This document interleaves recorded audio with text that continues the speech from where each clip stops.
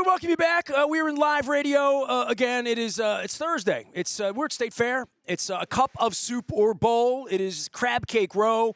We have our first contributions of minestrone soup. Looks pretty delicious over there. Allison's going to be coming on from Susan G. Komen, not to be confused with Susan B. Anthony because I get the G and the B mixed up. So I got that straight with my wife before I left. I said Susan B. Komen. She's like, that's Susan B. Anthony. She's on a silver dollar, not Susan G. Komen. John Rallo is our guest, and he's going to get some. I feel like Oprah when I do this. You know, you get a lottery ticket, 10 times the cash, top prize $10,000. Awesome. Your name came up. I don't know. Your ears were burning. I was over Costas on Tuesday, and but I should say that I invited him to State Fair, and he went to Timonium. As God's. I got hit a lot. Oh, man, that's beautiful. Well, you're in a great place here, and I just wolfed down steak and eggs here. They have great shrimp and grits. They have amazing chicken and waffles. There's jalapeno, raspberry stuff and all that. So your name came up, and I feel I'm embarrassed because I thought this week I was going to do 100 charities. I'm going to do maybe 65 or 70. The food bank thing, the soup thing. But in the beginning, I thought, well, I'll have celebrities and people, whatever. And then it just turned into all these charities got back to me, and I didn't, need the celebrities so much or the politicians or Civic Shakers or Old Orioles or poor Mike Bordick dragging him out. I didn't need to, I figured the charity. And then Turnaround brought Femi on Monday. I think he's been a softie, right? I mean, sure. I think he's had animals. So, but John Rallo, when I talk about you, and I talk about you behind your back all the time, people talk about you, and do you know him? And I'm like, these big guys. And I'm like, dude, we were altar boys together in 1977 at Fatima. Little League baseball. Played Little League. You're in every Little League. You're only about this much bigger than me in baseball, but by the time we got to football, you went like this, and I got shorter and fatter, as I remember it. So he's in every one of my childhood pictures, and I loved your dad, and you loved my dad. Sure. And people don't know that about us, man. No, for sure. Because we're different cats, really. I mean, 100%. But the same. But what people don't really know about you is even when you were a kid, you were destined to do this. Because I remember at Fatima, remember they would do the trophy things. things. He's going to say something that I don't even know what he's going to say. He's too big for me to beat up. He would come to the award banquets, and he would give sports nights. Yeah, man. And he would get the Colts and the Orioles that were there and give them the Spanish Inquisition. So he was interviewing them that? Yeah, man. So I have a picture of Cal Ripken Sr. in the basement at Fatima, right? And he's smoking a heater. That's awesome. That's awesome. Yeah. They would serve the roast beef dinner, right? 100%. It was a Tuesday night. It was a cool thing. You would go, you're a little kid. Tell everybody about that. I mean, I don't even know if that stuff happens anymore. I made John Stedman come one year, and when he came in 84, 85, Ben Neal made me. I know Ben. Ben, everybody knows Ben. A friend of mine's uncle. Every house I've ever bought, Ben's been the title guy, right? Other until the last house I bought over here, I had a crown title. But Ben, when I'm doing the newspaper thing in the '80s, and Ben knew me from the church. He's like, "Can you get John Stedman?" And hey, Mr. Stedman, call me John, senor. And so I sent John over to Fatima, and I didn't think I went that night. It was in the mid to late '80s. It was kind of falling apart. Right. It was when we were kids, we were doing '70s. '70s, right? And so John went over there, and he came back, and I said, "How'd it go, John?" "Senor, they did not need me.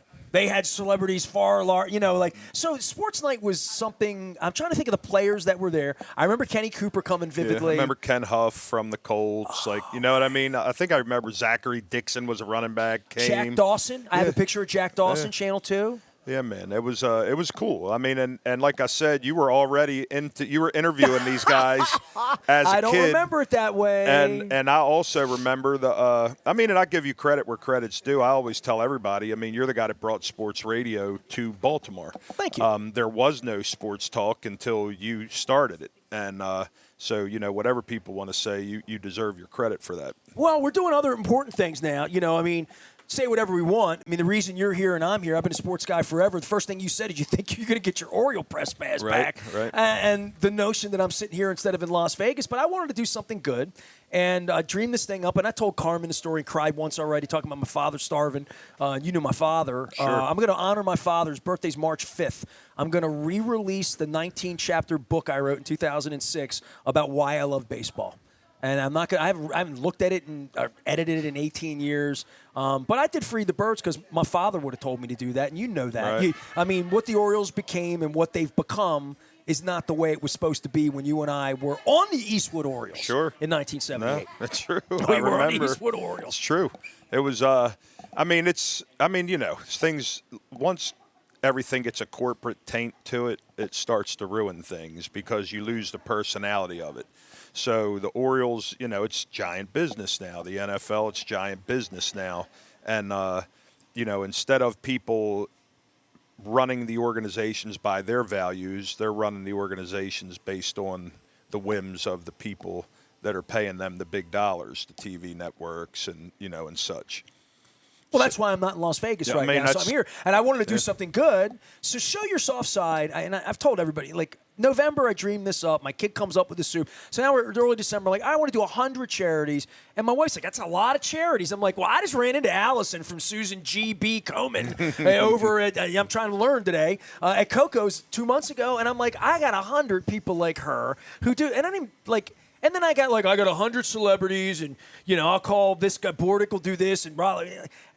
And I put the list together, and Show Your Soft Side was one of the, along with Barks and Baltimore Humane, where I've my cat and Gold Secretary, all these. Sure. I put a list together of who I wanted on the show this week to present, and I got to probably 120 different places. But I didn't think of you. I thought I write to Sandy, right? And I think of Frank Lemish. Sandy's the best. And Frank doesn't come on the show, but Sandy, I've been writing to. The last time I did a Show Your Soft Side piece was Danny Wiseman, who we also grew up with, right? Yeah, right. Dundalk guy, bowler, Hall of Fame. Danny and I traded baseball cards. We were in the same 7th grade class together at Holabird.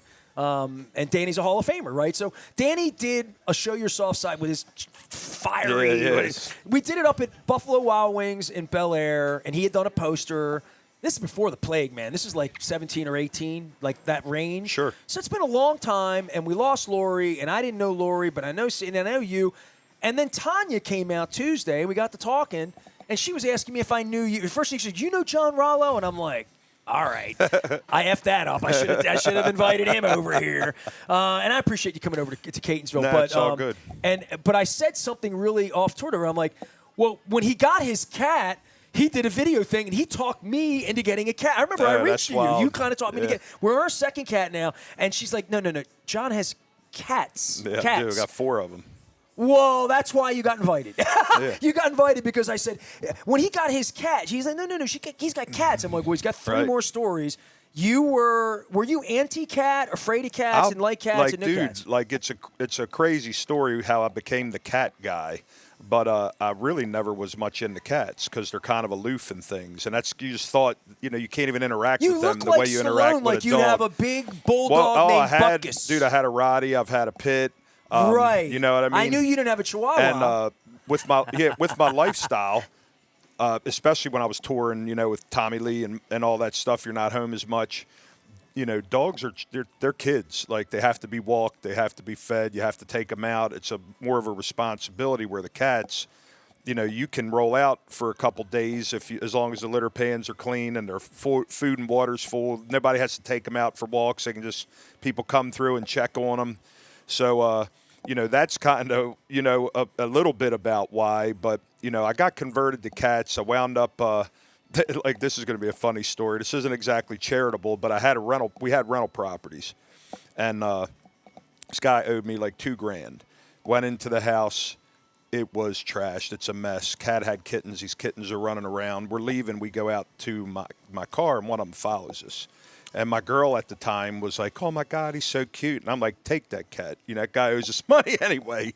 So we take him home. And this guy, he's who I was in the poster with, the picture. Oh, Doobie. right. His name was Doobie. And he converted me, man. Like, he was like a dog. He comes when you call him. I used to stick him in my coat, go to my friend's house to watch football. He'd go with us, like the whole nines. So when, what happened, I was involved with Barks. And I didn't even want to do that. I don't know this story. I should have eaten my steak and eggs with you instead of wolfing it down. I'm mute my mic. I've done enough talking this week.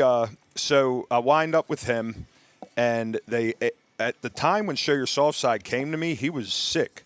Like kidneys were failing. Literally, we were giving him IV fluids. Like he would sit on the table. How old was he? Oh man, he's probably 14 or so. Okay. And I'm freaking out. My girl's almost 7 now, and it feels like a minute ago. Nah, you'll be fine. But so we're taking care of him, and they asked me to do this campaign, and I was one of the charter members. It was myself, it was Adam Jones, and it was Jarrett Johnson. I had Jarrett on 2 weeks ago. Yeah, so we were the three guys.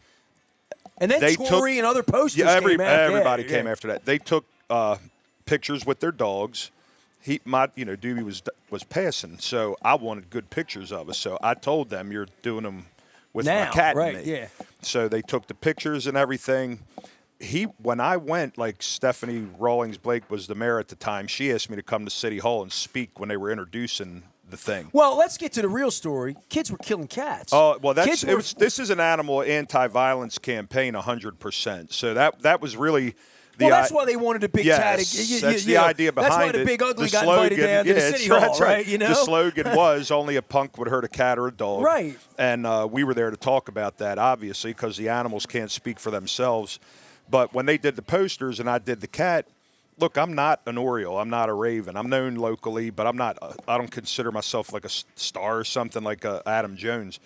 And my picture got more like responses on social media than theirs did because of the cat. Right. So it just got crazy, and that was that. When I went to do the speech, he had already passed, but I was gonna bring everybody down. I just acted like he was alive. And the story she's talking about, there was a show called Must Love Cats on Animal Planet, and when I went to adopt a new cat from Barks, they actually came, filmed the whole thing, came to the house, saw them interacting. I remember that because I think I saw you do that, and my wife said to me, I wish she were here. So I was not anti-cat, I was anti-pet. Because I'm like, I had a kid when I was 15. It's a responsibility. I had a 90-year-old mother. Right. I got employees. Right. I had a station, AM radio. I'm like, it's going to get between us. And she just wanted a cat really bad. We came into the relationship with the cat. She surrendered her cat because the cat didn't take to the move and all that. I didn't understand her emotions about it well enough. So it was the thing in our marriage that she beat me up the most about for 8 years. Like, she really wanted a cat. One day we'll get a cat. You're never going to let us have a cat. Like was that? And I'm like, I'm not anti-cat. I'm anti-parenting. Right. I did that, right? Sure. So this is 2010 or 11, I guess it was. And I know I talked to you. I specifically know I talked to you about it because she saw you on TV, and here you were going through, like, these cages and stuff. And she said, John Rallo just got a cat. And one night I was doing dishes in the condo. It was like November or whatever year, 9, 10, whatever year it was. And she got emotional. And I'm like, all right, we're getting a cat. Like, if it's going to bother you this much, we're in. Just let me get through Super Bowl. Let me get back. We'll do it in April. And in April, I had talked to you for those months leading up about your television show. Yep. And I remember you were like, get her a cat. You're gonna love it. You told me you're like, you're gonna love this cat more than anyone. You'll see. And really, you were right, Johnny. If it's all about how you raise them. It's just like a dog. If you have a dog that could be aggressive or not, a lot of times it's in how that dog is raised. Cats are the same. If you handle them a lot as they're young, you interact with them a lot. I mean, they're going to come. They're going to come sit on your lap, watch TV with you. You know, sweetest cat in the world. There is not a minute of a day where I don't. And she loves my wife more. Yeah. I mean, my wife's number one. I'm number two. All right, yeah.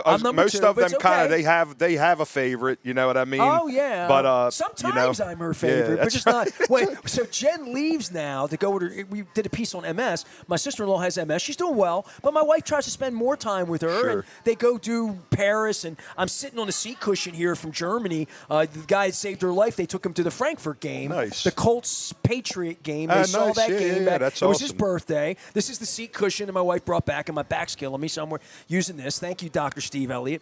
And the whole, like, animal thing, first cat we got, we adopted her from Be More Humane out on Nicodemus Road. I didn't want a cat. I've said that bluntly. I didn't want the cat. Like, but I agreed like it was, I was going to make it work, right? We got this cat and brought her home, Kitty, and for 6.5 years, she's the love of my life. My wife gets cancer once. My wife gets cancer twice. It became my cat. The cat loved me. The cat died. We were in Paris. It was the weekend of the Wembley knee. The Wembley knee in 17. Sucked. My cat died that weekend. We were in Paris the day our cat died. Our cat took sick the night before we left, and she died 2 days after we got it. We took the channel into Paris to see Jimmy Buffett, and we lost our cat. We were at a Jimmy Buffett concert at Les Segal. I'm talking about a 700-seat theater.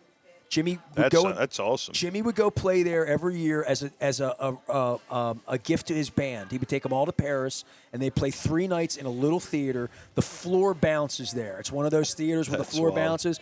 We had 8th row tickets. One of our listeners hooked me up in a fan club because she knew I was going. She's like, I got somebody that has extra tickets. They can't use them, and they don't want to scalp them. They just want to get a fan. And I paid $100 or whatever, and we went into Paris. And we cried. We were sobbing for 3 hours during the show. People were worried about us. People at Buffett are like, what's up? We're like, cat died today. We're a mess. But that's the worst day of your life. I mean, they're your family. It's awful. People don't realize they are your family. You know what I'm saying? So if I saw somebody hurt one of my cats, you can bet I'm going to pull their head off their shoulders. Period. Yes, they're your family members. So tell me about your 4. What do you got?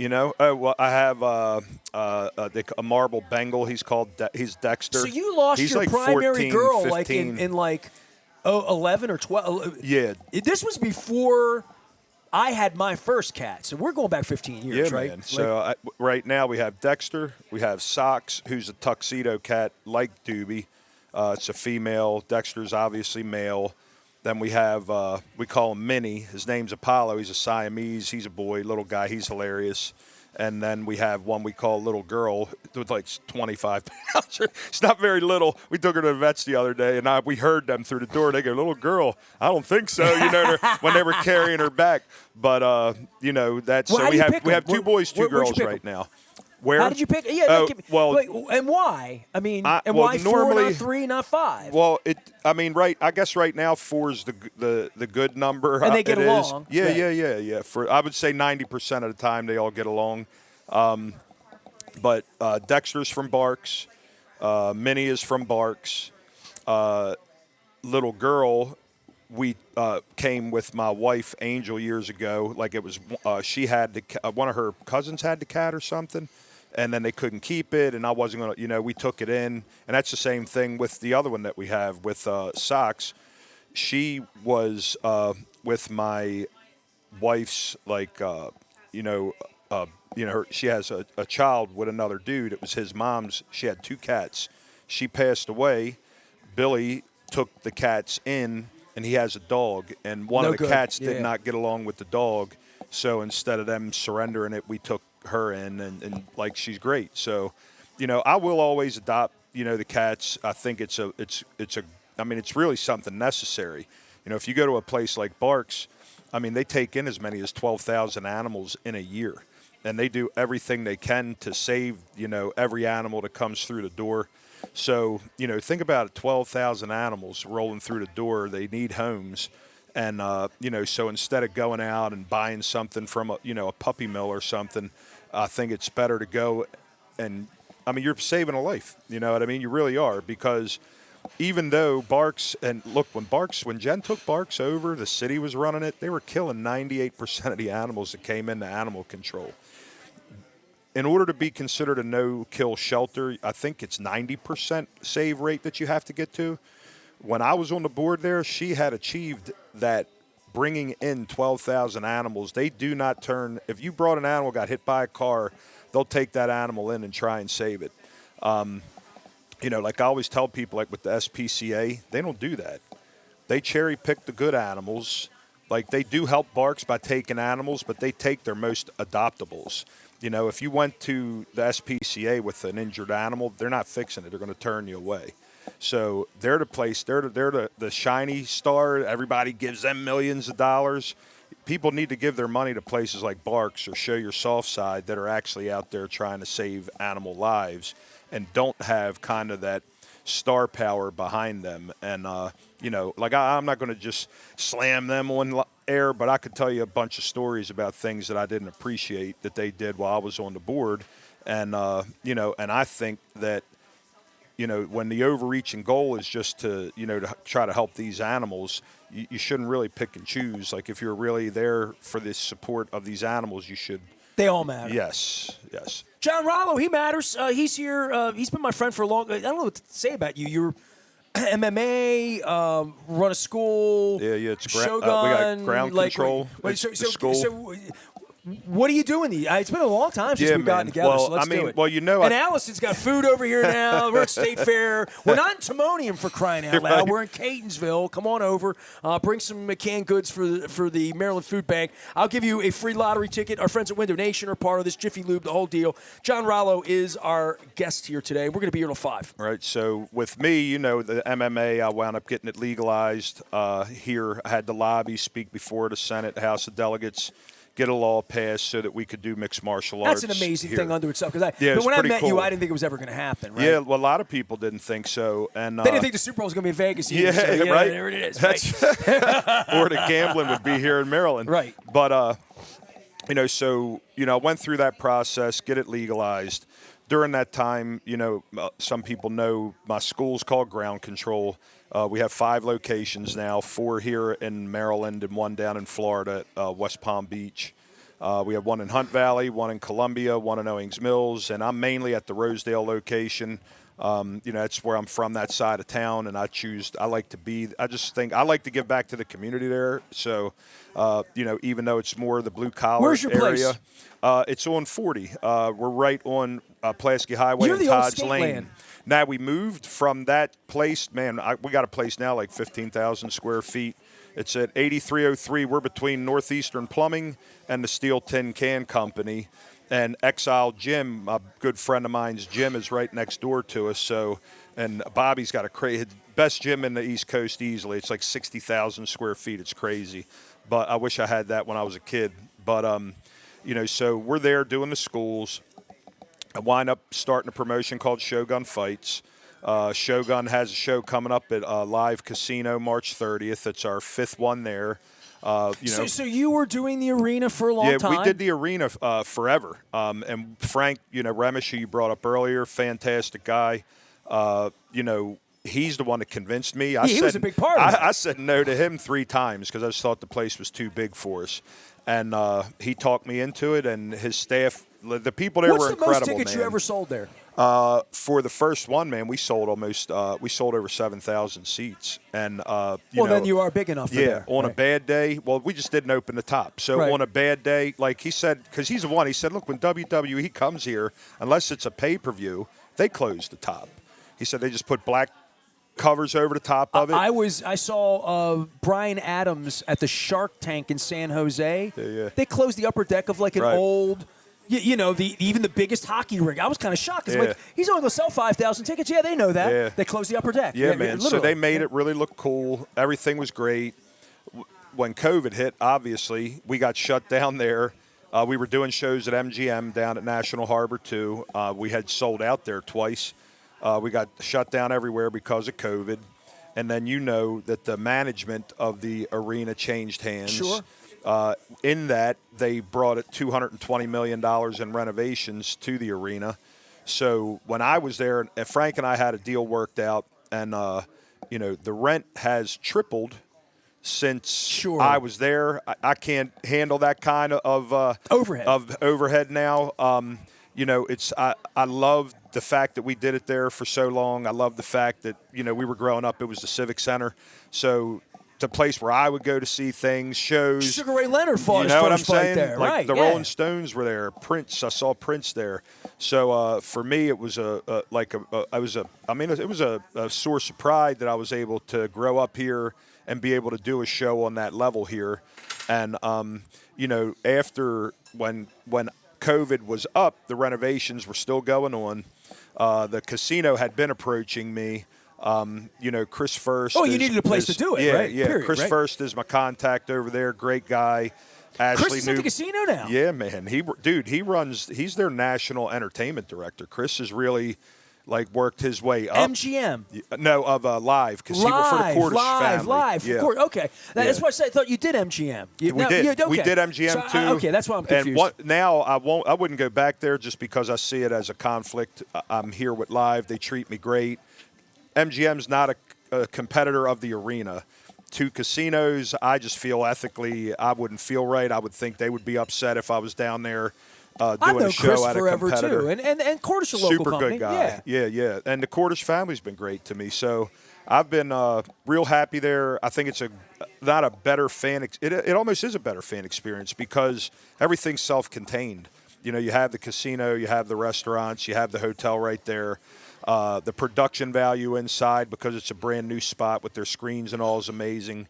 So it's been a great relationship. When is it again? March 30th. March 30th. What night of the week? It's a Saturday. Always a Saturday. Yep. So putting a card together when you're Shogun and just trying to do it with Frank all these years ago, a lot of people participating now, right? Yeah, I mean, from I dare I say minor leagues or major leagugues, you know this, and I'm not a fan of your sport. Man, I say it's for us. I look at us as like people. You should never say you're like the B League or whatever. We're a regional promotion, and my goal is to take our local talent, showcase it, and help them get to the next level. So that maybe one day UFC champion will be somebody from Baltimore. From a ground control level and from kids doing this, and who comes in and train? The reason you couldn't do the show in Dundalk the other day is you're training people. Yeah. Well, right? we start kids. We have a 4 to 7 age group, 8 to 12 age group, teen group. Would this be reminiscent of what adults. Karate would feel like many years ago? I would say it's kind of similar. Nobody bought me. Like the kids. Remember that? Do you remember Binky Jones from know Dundalk? Binky well. All right, cool. We played Pop That's Warner. right. That's right. Football. Binky's a legend. Binky is the head of the kids program, and he's phenomenal with the kids. Him and Tony Hines run the kids program. My brother Jamie retired from Baltimore County, teaching after 30 years. I was going to ask you how Jamie runs my gym pretty much now. You know what I mean? So if I'm not there, he's there, and he holds it down for me. So. Yeah, man, it's been a very cool experience, and I'm just thankful to be making a living doing something that I enjoy, just like you. I don't really consider it work. Going you done running around with Motley Crue, beating people up? You done with that? Look, dude, I just hit Tommy up when I saw he had this. He took a video of himself and his hands locked, his legs messed up. And he said, man, I had carpal tunnel real bad, had to get it fixed. He says, I make money with my hands, and Well, Gina Shock is my friend, Dundalk drummer, Gina's cool. And I hanging with Gina, we actually, my son, on my birthday, we were Drug City. It's a long story. It's like something in a song. But we wound up drinking at the bar at Drug City at the Fountain. And my son started asking her about drummers and styles and different stuff like that. We talked about Tom, and I don't do all that shit. Yeah, that's what he did. I have a cymbal after one of the tours we did. Like Zijin is his cymbal company. When he breaks the cymbals, hitting them too hard, and those things cost. So they take them and remelt them down and make cymbals again. I got him to give me one of the cymbals broke, and the whole band, signed it for me, and I got it in like a nice box at the house now. It's pretty cool. I know politically, I don't want you to have to say. As a fan, what's going on inside the band with Mick and all that, and any band, and that goes for people pissed at Styx from something 40 years ago or whatever. Right. It does warm my heart. I mean, I saw U2 out at the Sphere. They got a different drummer because he can't drum. Oh, you saw them at the Sphere? He can't drum. Right? How was that? Larry, unbelievable. Right. You got to go. The UFC's going to do a show there. I think I'm going to ask Rogan to hook me up with some tickets for that. That's weird. Why would UFC? What would they need the wall for? Oh, he said it's going to be crazy. Like Dana, I just saw Dana on McAfee talking about it and what they're going to do in there. So I'm interested to see. Well, if you can afford to rent the hall, you know what I mean? Oh, right? Dude, that guy's almost a billionaire at this point. So. Wrapping things up, show your soft side. I want to get that in because I have other guests. We'll get together. We'll visit again. Sure. I said to my wife, how many times this week I'm going to say, well, time's a little short, but you'll come back on again, right? So John will come back on. John drove to Timonium and then drove to Catonsville. Right. State Fair is in Catonsville, people. Right. gosh, the State Fair is in Timony, but it's not this week. It's not till like August, and they got a Ferris wheel and horses and all that. Plug away. Anything else? Are we done? Yeah, man. Show your soft side. The reason I brought you out here. For me, if you're looking for charities, show your soft side. I still am very involved. They got their big thing, right? The big Paul Jack's coming, right? Yeah, Paul Jack Runway is in April. Okay. April 4th, I believe. And that's always a lot of fun. You basically bring the animals out. It's all adoptable animals. They have different people like myself or ball players that bring the animals out and walk down. Johnny Allen's been part of that. John's there every time. Another Eastwood guy. So, John, great dude. God, Eastside, we do stick together. I mean, we do. Dude, I saw John. I went to my boy, the guy who was Nicky's guy when I was with Motley. He's Slash's guy. And when Slash played down at DC, 9 o'clock club maybe, and John was opening for Slash, you know what I mean? City, probably. Yeah. So I saw him, I saw him down there. He hit me up. I saw him down there and all. Johnny and I are real close. Yeah, he's a good dude, good guy. I owe him one. They went out on tour. Actually, I invited him to my big Christmas party. He and Aaron came in December. Nice. So I saw John a couple months ago. See, that he is the exact guy that I would have bothered this week to come out, but I didn't have to bother you guys. Yeah. And I bothered you anyway because your name came up and I started talking about you. People said, and I'm like, Ian been on it forever. Why not invite him by? Sure, So, sure. It's always cool to see you, and it's good to to be able to talk about soft side and barks and ground control, Shogun. Next up, I'm Barry happy. Stitz. I'm looking for you, Stitz. Hey, I'm looking for Barry. Stitz. I'm looking for him. I've been shouting him out. I don't have his number. He's ducking me. You're ducking me, Stitz. I'll see if I can find it. Well, I was at Coco's the other day, and Curly and down the street. Sure. And what happened was Stitz. Because Timmy Whitman still trains at the Does gym. he? How's he doing? He's there 3 days a week, trains in the daytime, and obviously he knew Barry well because he was coaching all them guys. Well, we're old now, right? Yeah. I mean, I don't feel just old. turned 55. I'm 55, right? But I'm gonna hold it down as long as I can. Oh, dude, our little league teammate is walking in. One of our baseball little league teammates just walked in the door. And you think nobody listens to this show? When he walks around the corner, I'm going to let him walk in because I just saw him. I was going to end this segment, but I'm going to make him sit down. Allison, you got to wait a minute. One of our childhood friends is listening and just walk. This is what happens. It's sort of like Arnold's, like in Happy Days. People walk in, but the dude that's walking in the door, you got to find him. Yell Mark at him. Ask him if he's Mark. Yeah. Yeah. Well, I just saw him walk through. He's going to be coming in. Well, He's I'm not going to end the trying segment to figure out how to get in down. here. I'm not ending the segment until he sits down and talks about his father. So you now know who It's it got to is. be Karolkowski if you said Mark. Yeah, absolutely. Let's see here. Come on, dude. We're doing live radio here. Sit down, man. What are you doing? Come on. I know you've been listening. Let's go. Come on, Mark. What are you doing? Sit down, man. What are you doing, dude? Dude, this is the star. Everybody thinks Rallo was the star of the team, but Karolkowski hit like 560 that year. Pull over here. Did you know we're here, or did you not? Put your headset on, man. This is like, where's Monty Otis? Is he out playing music? Mike, right? Pull your headset around. Have you not done this professionally before? You've been on my show before. I haven't seen Monty Otis since Free the Birds. We went to Free the Birds together. Nice. I started telling a story to my son at Costas on Tuesday about Free the Birds. The day I went, Stephen L. Miles, let's talk about it. Yeah. He's my friend, right? Not my lawyer, but he represented me at various points when people were doing stupid ish with me, right?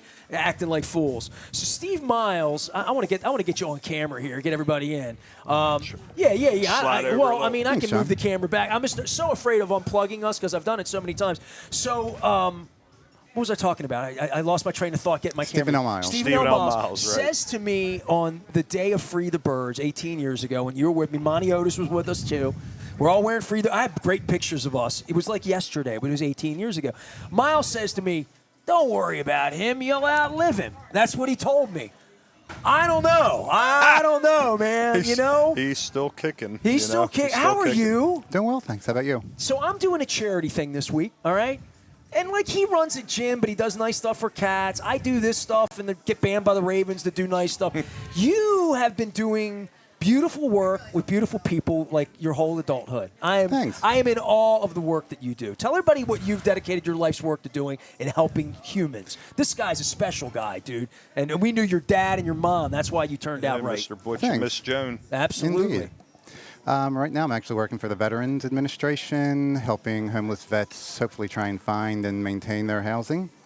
And then you actually helped me out a while ago. I work at Maryland Therapeutic Riding on the weekends. Down in Crownsville? Indeed. Yes. All right. They had a big fundraiser for their Kentucky Derby a year or two. They would have a year, but you were there. I couldn't do it, Right. but I wanted to do it. It just was the wrong night for me. And you had Kelly Rogers on the air a couple of years ago helping to promote I think I the promoted Derby. it, yeah. I think I Yeah. did that, but I couldn't make it. But I wish I could have made it. Yeah, so we help kids and veterans both with therapeutic riding and hippotherapy, kind of getting on the horses and doing their speech therapy, occupational therapy, hippotherapy, physical therapy. Yeah. Did you really know we were here, or did you just walk in and have lunch? No, actually, I was in the neighborhood visiting a veteran, believe it or not. You and- walked in and didn't know we were sitting here? No, I heard you on the radio. So I No one listens. No one listens. Everybody hears. This is awesome. Can somebody take a picture of me and my Little League team for, he told for me, he crying out? says, Because I got other guests lining you're up not leaving here, one of our you know? Little League guys. Then he said Mark, and I'm I said, already it's gotta be making, I'm backing Karolkowski. So I'm like, charities who's up, coming in? and people are here. But these are my dudes. Monty Otis, where are you? Get down here and play some guitar, man. See, people think people from Dundalk don't turn out, but they do. All right, I got a break. Mark, I love you, Thanks. man. It's so good to see you. Same. How can people help you? Tell them about the riding thing. Tell them where to find them and everything so people can help. Maryland Therapeutic Riding on the internet. We have a big fundraiser coming up every year for the Derby, so I told you I get 100 charities. You're just going to walk in off the street. right. You know? there you go. There it is. We good, Johnny? Yes, sir, yeah. John Rallo went to the other state fair in Timonium. that only happens once a week, and we're here in Catonsville doing it every day. I had some steak and eggs this morning. I'm going to have a salad for lunch because seeing John all buffed up, I feel like, and my back all effed up, I got to get on the yoga mat tonight and do something. What about me? The jacket hiding it? I already said you hit 536 in 1970. Fair enough. Hey, listen, since the three of us are together I before we still do have this. my MVP trophy. From There you go. I still have all that stuff, man. So do I. It's crazy. I started trash talking Barry Stitz, and I want you to pile on a little bit because it was my fault. I'm the one that struck out in the seventh inning with the bases loaded on a 3-2 pitch. It was outside the zone. It was. Richie Path. I know you had a loss in your family lately, but I'll never forget Richie Path. Richie. Richie I used to brought see heat. Richie up at Essex. I would go up there to run, and he coached. He was coaching the Essex baseball team at the time. Yeah, Richie and I were curly together. Yeah.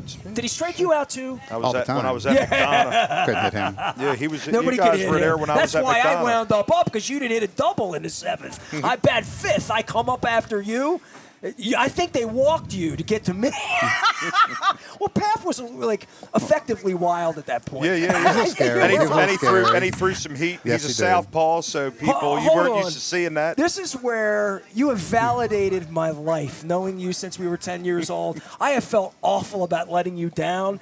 My wife would say I'm scarred by it, but at least I said he was effectively wild, and you guys are like, yeah. hell He yeah. was like I the remember gooch, Richie. dude. Yeah. You would beat us up, but you couldn't hit his fastball. Scared the crap out of me. Yeah, Richie was good. But I want to talk some trash about Stitz because I'm trying to. All I got to do to get Rallo out is text him. All I got to do to get you out is talk Turn on on the the radio radio. and you show up. Stitz, meanwhile, who was on the other team, which been is why I'm hiding out. ish-talking him. You know, he was on the Yankees. he was a Yankee, He was that's on right. the other team. He was on Pap's team. That I'm trying to smoke him out. Get over here and talk about because I got two curly boys here. So no, I McDonough. went to McDonough. That's Both right. my brothers went to Curly. That's But right. they recruited me playing football, and I wound up on scholarship out there. Can I have a McDonough story. You ready? Yeah, go ahead. 1979, Miss Johnson. Any of Jesus. my Colgate people would know this. I was like a high achiever kid. I was a 99 percentile on the Iowa test and all that. And they might have been. But I was poor and Hispanic and, white trash Dundalk and over on the other side of town. And the teacher in our school, she was a really weird lady that people didn't like. I loved her. Her name was Miss Johnson, Betsy Johnson. She's long since passed, but I loved her. And she really looked out for me. She thought I was going to do something with my life. She really, she saw something in me. And she said, we got to get you into a private school, right? Like literally. And on a Saturday morning in 1978 or 9, my parents took me out to McDonough. You were going to go to grade school out there, man? No, it was seventh grade. Yeah. So I was in 6th grade. I turned them down for 8th. She was trying to get me scholarship money, Yeah, sure. and I had to fix your mic because I'm coming through your mic. Sorry about that. No, it's all right. It's my fault for being loud. But so they took me out there like 7 in the morning on a Saturday and gave me like a California Iowa test, and they cut the amount of time of it by like half. I mean, it felt like I couldn't possibly have done well on it or whatever. I never heard from McDonough. I mean, like, I went out there and I didn't want to get on a bus every day and go an hour. I mean, I just didn't. Dude, I lived out there. Well, you know, I was smaller than everybody. I was younger than everybody. I skipped a grade already, so I was already like I graduated at 16, and I never heard anything. But I'll never forget going out there and having gates open up and like. And crazy. I had been out there a lot as a child because my grandfather lived in Randallstown, so we would always pass it on McDonough Road. But it looked like this gated mansion thing, and even when I was a kid, so I had an entree to private school. Yeah. Didn't turn out, you know. Yeah, it was pretty wild. Well, I pooped on Curly because it didn't have girls. You know what I mean? My parents wanted to send me to Curly or Mount Carmel, and I'm like, what are we going to do for girls, you know? So that's why I didn't go to Curly. Well, Catholic High's right across the street, That's right, the sister school. That's the problem. It's across the street. That was my first problem. McDonough, I mean, it was a military school. Then it was just guys. I think around 79 or 80s when they went co-ed, 83, I guess. You know, I was a freshman because I graduated in 86.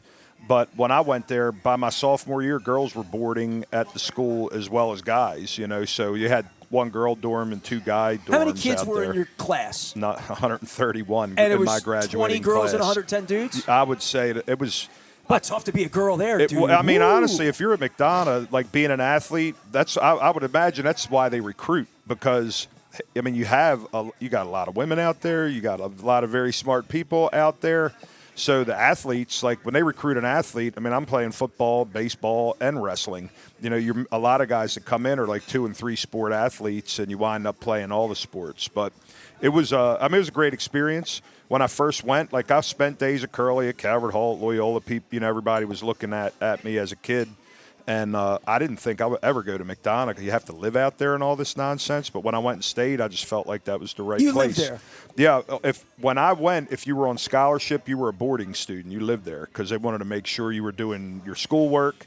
You had like a job in the morning. Yeah. I was at Hammerjacks, dog. I don't know where you were, man. I was at Tommy Lee. Yeah, I was there. They turned out all right. I was there. We only went home on the weekend, and if I got myself in trouble, like I did a lot my freshman year, you're on restriction. So you had I'm shoveling horse crap in a horse barn on a Saturday. You know, your old man sent you out there to get your ass beat. Yeah. Okay, all right. Yeah, well, you know my dad. Yeah, you know? yeah. You knew your dad. Mm-hmm. So the Stitz thing comes honest because last Thursday I promoted this thing on Fox 45. So Patrice had us out, Tom's out there, and Pete from Costas. I said, Pete, it's soup, dude. Just bring a bowl of soup. Nah, we're going to bring crab. He got out of bed. This is Pete. Yeah, Pete's awesome. Pete goes to Dundalk, makes all the crabs, and he brings a young man with him to like help him get all the ish out of the truck, the Costa truck. So I pull up the Fox 45. It's 8 o'clock in the morning. He's got a dude with him, and I recognize the dude who brings me food sometimes at Costa. He's a kitchen runner. His name's Colin. I'm like, hey, Colin, hey, well, you know, I'm trying to be friendly. It's 8 in the morning. Hey, where do you go to school? Because he looks like he could be in college. He's like, I go to Curly, and I'm like, oh, you know Stitz? He's like, I played soccer for Stitz. I'm like, give me his number. So Stitz's name's been coming up all week. Now that you showed up and we've got a confirmation that it wasn't so awful that Richie Paff struck me out in the bases loaded in the 7th inning with a 3-2 pitch, that you validated all this. That was outside. It was low and outside. You're damn right it was. Butch knew that too. I think Butch came out there and did a little Earl. We loved your dad, man. Your dad was a special man. Mr. Butch Both was great. Your dads were amazing people. Yeah. That's why, knock on wood, that's why we all turned out well, because our parents raised us right. Didn't we have good families? Indeed. We sound like our parents, but it was just better back then. It was a better time back then, I believe. And, the middle class was thriving. You had, Sparrows Point and Lever Brothers and, all these other places. I was in the backseat of your car the day Bucky Dent hit the home run off the Red Sox. That's hilarious. We were heading to football practice. Yeah, your dad man. picked us up. Yeah, Jerry Shenning's dad and your dad took us. But that's how it was. Everybody you had to pick us up, or Mr. Shenning had to pick us up, and you didn't play football. Jerry Shenning, Ben Neal is Jerry's uncle. I did not know that. Yep. See? And Jeff was my best friend growing up. Yeah, absolutely. Nice. Yeah, I still run into them on occasion. Jerry and I share the same birthday. I did not know that. Yeah, absolutely. Nice. Well, it's Eastside Lovin'. Mark Karolkowski was my childhood friend. John Rallo was my childhood friend. We all played Little League baseball, and it's serendipity is what happens here. Right. Love you, Johnny. All right, See you, brother. Mark. All right, Stitz, you're next. Back for more from State Fair. Come give us some canned goods after this.